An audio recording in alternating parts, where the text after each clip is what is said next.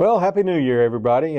Welcome to the first Mayor's Monthly for 2024. So I hope you all had a great holiday season and hope everybody has a wonderful new year. So let me just go ahead and get right into this thing.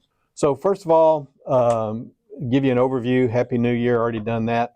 We had one issue and concern that I wanted to address. It actually came to me from two different citizens. One was sort of through the grapevine, the other one was through the city's website. So I'm going to talk about that, and it deals with sewer connections. Then I want to chat with you a little bit about municipal boards and commissions. I think I've spoken about all of these things before, but I think they bear repeating, particularly since there's been a concern expressed about the sewer connections.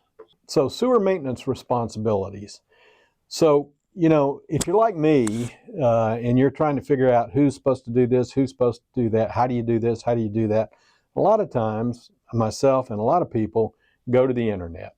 So I'm going to start with the gospel according to Google. Now, there's a lot of different search engines you can use besides Google.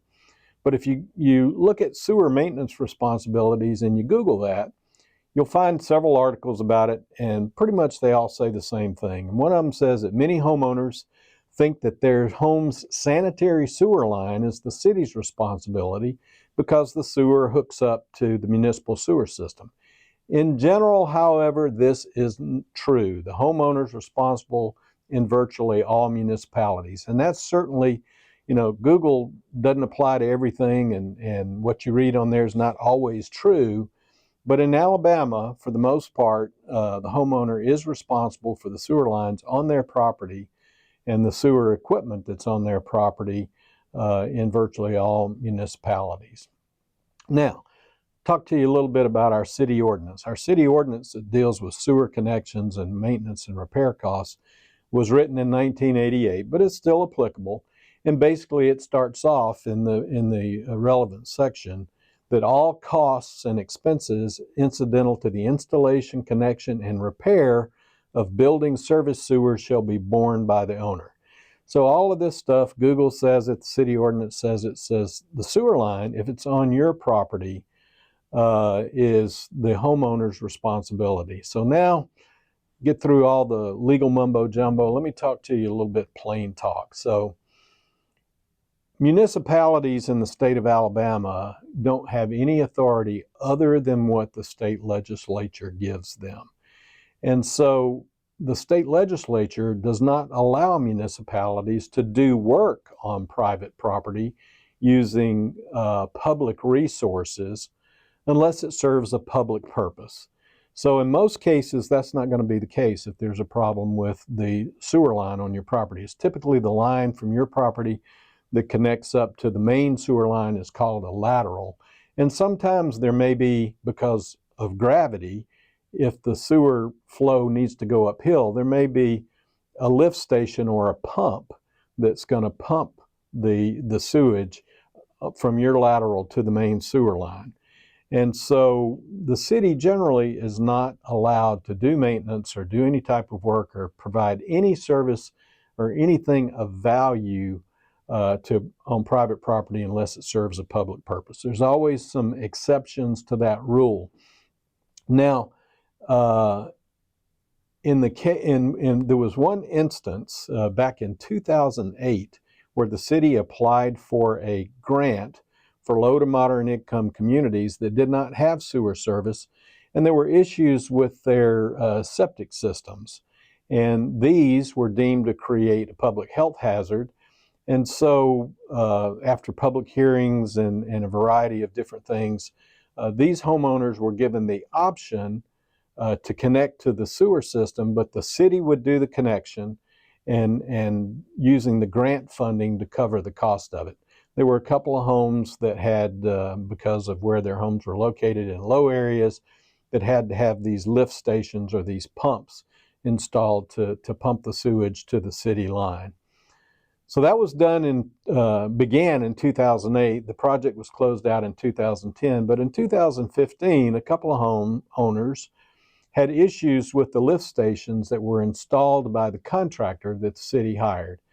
And the city decided that those pumps were less than the best quality, and the homeowners had had problems with that. So the city took it upon themselves to replace those pumps in 2015. So they had lasted about 5 years, but the homeowners had had problems with it. In 2015, those pumps were replaced at city's expense because we had gone through the bidding process, and the city determined that going through the federal grant and the bidding processes, that the contractors didn't use an adequate pump. So the city replaced them.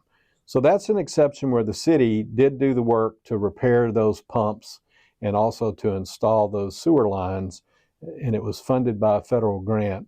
But it has to serve a public purpose, and because those were low to moderate income families that had inadequate septic systems, it was determined to serve a public purpose. Now, an issue that came up recently is from a homeowner who bought their property, and they have issues with their sewer line. And unfortunately, don't know when that sewer line, that lateral was installed, but it connects to another lateral. It does not connect directly to the city public sewer system. That's not the way it ought to be done, but back in the day, apparently it was done that way. It was probably 40, 50 years ago or even longer. And so now the owner is looking for some relief. Unfortunately, the city won't be able to do that because we're talking about both pieces of property not being city property. And what applies here is, since this happened before the homeowner purchased this property, this unusual connection, if you will, really the legal concept called caveat emptor applies. And what that basically means is let the buyer beware. So whenever sort of a lesson learned, when you're out purchasing property, I know people will oftentimes do inspections or hire somebody to do an inspection. Don't know how often those folks are actually looking at the sewer lines on the property, but I certainly would do that because it can be an expensive thing. So hopefully we'll be able to work something out between these two property owners to help them at least share the costs associated with the problems that this individual is having. So can be a complicated mess for a play on words, if you will, but if it's on your property, if the sewer lateral or if the lift pump is on your property, then it's the homeowner's responsibility. Okay. I want to talk to you about municipal boards and commissions. Now, our city could not function if we didn't have these boards and commissions, and the people who sit on them and do the work that these boards and commissions do are all volunteers. They don't get compensated for anything. So the state legislature in Alabama has authorized cities and towns to place the administration of certain municipal activities under the supervision and control of these appointed boards. For the most part, these boards are appointed by the city council. There's one in particular where the mayor makes the appointments of the board members, and there's 3 types of boards. There are incorporated boards. Now, these boards are separately incorporated. They have to go through an incorporation process under state law, and they are pretty much independent and autonomous from the city, with the exception of the city being able to appoint their board members. But they operate independently and autonomously from the city. Then there are unincorporated boards. Now, these boards have specific criteria and specific responsibilities that are spelled out by the state legislature. But there's a little bit more flexibility with the unincorporated boards. For example, the city can dissolve these unincorporated boards if they should choose to do that. Not necessarily the case with an incorporated board. So they have to follow those rules. All of these boards, by the way, their meetings are subject to the Open Meetings Act, so anybody can go to their board meetings, et cetera, who wants to. And they also are subject to the Open Records Act, so you can get details of their board meetings, if you will. But even though we have more flexibility with an unincorporated board as far as the city is concerned, we can't just take a board member who's been appointed by the council and remove them. There's a specific process that has to be done, and they will serve oftentimes terms that last longer than the city council terms as well. and then they have to be whenever. And these term limits are staggered, so depending upon how many people's on there, they don't all their terms expire at the same time. And it's set up that way to keep some sort of continuity on these boards. So, and then the last thing we have is an advisory board, and they're called this because the state legislature does not create these advisory boards. It does not give them any specific criteria as far as how many members can be on there, what they can do, and they have far less authority. And an incorporated board, for example, can raise money, it can borrow money, it can own property, it can sell property, it can do a lot of things. But the unincorporated boards cannot do that. It has specific responsibilities, but it cannot necessarily own and finance real property, etc. Advisory boards can't do any of that. But what they do is they do a great deal of work as volunteers for the city. And if there's any expense associated with that, they have to come to the city and say, hey, are you willing to cover this expense? And the best example of that, of an advisory board that we have in Columbiana, is the beautification board, and they do a great deal of work for the city. We appropriate money to them. They give us a plan, say, hey, we plan on spending it on this, this, and this. And if you saw how the city of Columbiana, looks during the holidays, particularly most recently Christmas, a lot of that's done by the beautification board. So we're really grateful to them. Now, the unincorporated boards, so let me just kind of go through these incorporated boards first. The Waterworks Board. So a lot of folks think that Columbiana Water Board is part of the city of Columbiana, but it is not. It's a separately incorporated entity, and they work independent of the city of Columbiana. There are two entities called the Public Parks and Recreation Board and the Cultural Facilities Cooperative District that are incorporated entities, and they were created for the sole purpose of basically financing the Old Mill Square, for which the Shelby County Arts Council is a part of that, along with all the parks and the fountain and the other facilities there.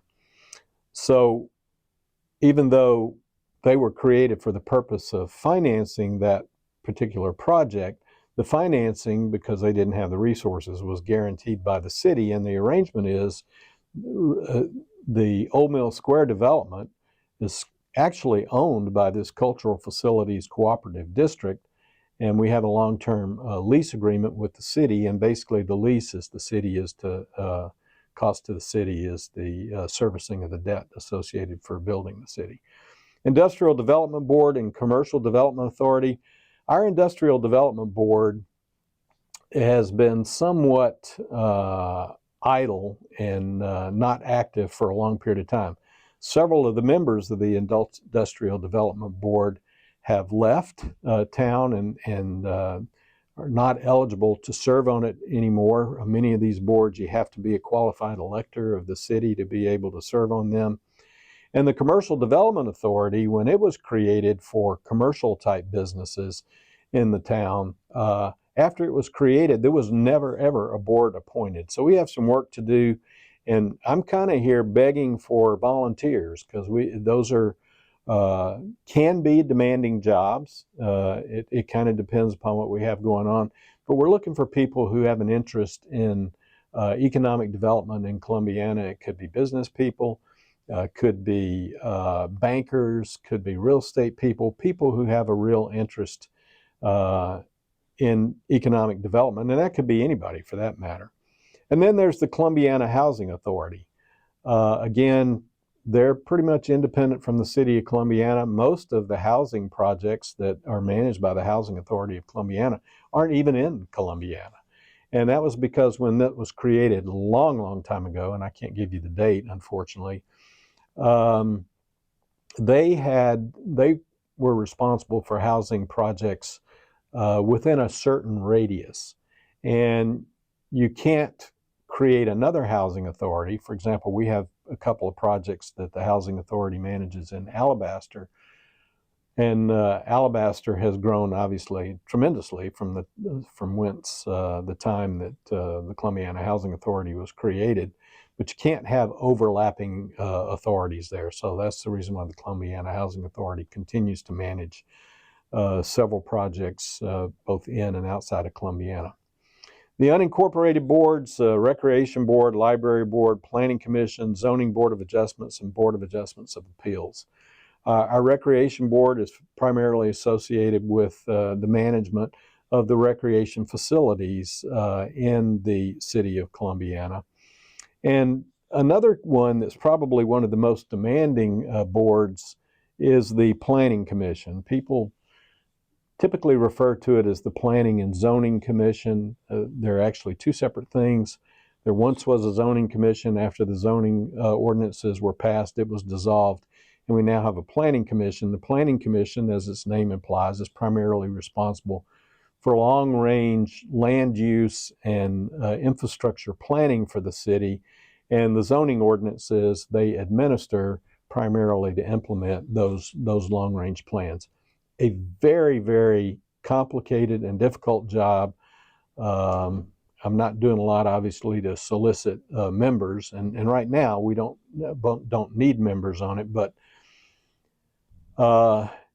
it's unforgiving because you're usually going to have somebody who's unhappy, whether it's the person who's wanting to have some property developed and perhaps have their property rezoned, or whether or not it's a person who feels like they're being impacted by a decision when property is rezoned. So what happens is planning commissions also create and manage our subdivision regulations. But when it comes to zoning, the zoning ordinances are the responsibility of the city council.